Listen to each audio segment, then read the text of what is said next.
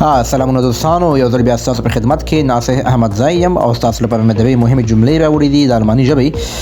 کله چې تاسو ګوئ په الماني ژبه باندې چې تاسو چیرته یې او تاسو ورته وایئ چې زه په کور کې یم، زه په کور کې یم الماني کې څنګه وایو؟ داسې وایو ich bin zu Hause. ich bin zu Hause. یوه بله جمله زده کوو کله چې تاسو بیرون یئ، یعنې داخل کې نه وئ، په کوټه کې یا د کوټې څخه بهر یا د کور څخه بهر یو تاسو وایي چې زه بیرون یم، نو په الماني ژبه باندې داسې وایو ich bin draußen.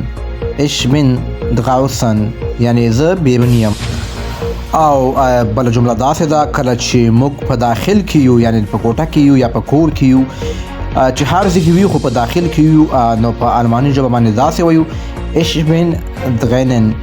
ich bin drinnen. تاسو کولی شئ د الماني ژبې روانې خبرې زما د یوټیوب او ټیک ټاک څخه زده کړئ. ستاسو په خدمت کې یم او هر کوم پوښتنه لرئ تاسو په کمنټ کې خپلې پوښتنې وکړئ.